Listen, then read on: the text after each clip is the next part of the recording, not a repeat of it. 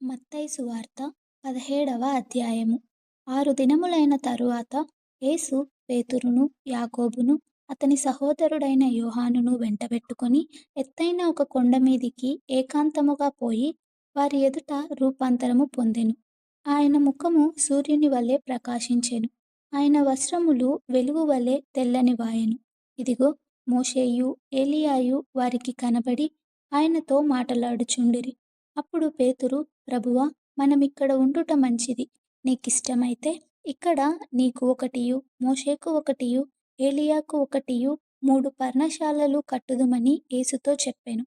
అతడు ఇంకనూ మాటలాడుచుండగా, ఇదిగో, ప్రకాశమానమైన ఒక మేఘము వారిని కమ్ముకొనెను. ఇదిగో, ఈయన నా ప్రియ కుమారుడు, ఈయన యందు నేను ఆనందించుచున్నాను, ఈయన మాట వినుడని ఒక శబ్దము ఆ మేఘములో నుండి పుట్టెను.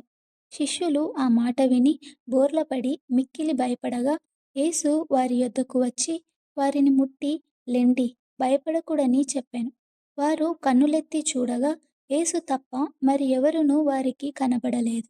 వారు కొండ దిగి వచ్చుచుండగా, మనుష్య కుమారుడు మృతులలో నుండి లేచు వరకు ఈ దర్శనము మీరు ఎవరితోనూ చెప్పకూడదని యేసు వారికాజ్ఞాపించెను. అప్పుడు ఆయన శిష్యులు, ఇలాగైతే ఏలీయా ముందుగా రావలెనని శాస్త్రులెందుకు చెప్పుచున్నారని ఆయననడిగిరి. అందుకాయన, ఏలీయా వచ్చి సమస్తమును చక్కబెట్టునను మాట నిజమే. అయినను ఏలీయా ఇదివరకే వచ్చెను. వారతనిని ఎరుగక తమకిష్టము వచ్చినట్టు అతని ఎడల చేసిరి.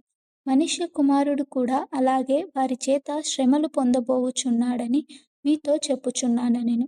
అప్పుడాయన బాప్తిస్మమిచ్చు యోహానును గూర్చి తమతో చెప్పెనని శిష్యులు గ్రహించిరి. వారు జనసమూహమునొద్దకు వచ్చినప్పుడు ఒకడు ఆయన యొద్దకు వచ్చి ఆయన ఎదుట మోకాలుని, ప్రభువా, నా కుమారుని కరుణింపుము, వాడు చాంద్రరోగియై మిక్కిలి బాధపడుచున్నాడు. ఎలాగనగా అగ్నిలోనూ నీళ్లలోనూ తరచుగా పడుచున్నాడు. నీ శిష్యుల యొద్దకు వానిని తీసుకొని వచ్చితిని గాని వారు వానిని స్వస్థపరచలేకపోయిరని చెప్పెను. అందుకు యేసు, విశ్వాసము లేని మూర్ఖతరము వారలారా, మీతో నేనెంతకాలము ఉందును, ఎంతవరకు మిమ్మును సహింతును, వానిని నా యొద్దకు తీసుకొని రండని చెప్పెను. అంతటా యేసు ఆ దయ్యమును గద్దింపగా అది వానిని వదిలిపోయెను. ఆ గడియ నుండి ఆ చిన్నవాడు స్వస్థత నొందెను. తరువాత శిష్యులు ఏకాంతముగా యేసునొద్దకు వచ్చి, మేమెందుచేత దానిని వెళ్ళగొట్టలేకపోతిమని అడిగిరి. అందుకాయన, మీ అల్ప విశ్వాసము చేతనే. మీకు ఆవగింజంత విశ్వాసముండిన ఎడల ఈ కొండను చూచి ఇక్కడ నుండి అక్కడికి పొమ్మనగానే అది పోవును. మీకు అసాధ్యమైనది ఏదియూ నుండదని నిశ్చయముగా మీతో చెప్పుచున్నానని వారితో అనెను.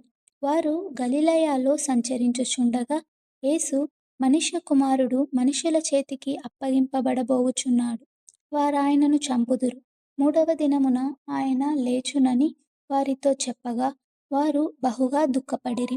వారు కపెర్నహూమునకు వచ్చినప్పుడు అరశెకేలు అను పన్ను వసూలు చేయువారు పేతురునొద్దకు వచ్చి, మీ బోధకుడు ఈ అరశెకేలు చెల్లింపడా అని అడుగగా, చెల్లించుననెను. అతడు ఇంటిలోనికి వచ్చి మాటలాడక మునుపే యేసు ఆ సంగతి ఎత్తి, సీమోనా, నీకేమి తోచుచున్నది?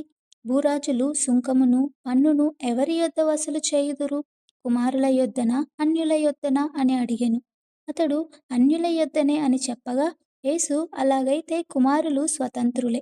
అయినను మనము వారికి అభ్యంతరము కలుగజేయకుండునట్లు నీవు సముద్రమునకు పోయి గాలము వేసి మొదట పైకి వచ్చు చేపను పట్టుకొని దాని నోరు తెరిచిన ఎడల 1 షెకెలు దొరుకును. దానిని తీసుకొని నా కొరకును నీ కొరకును వారికిమ్మని అతనితో చెప్పెను.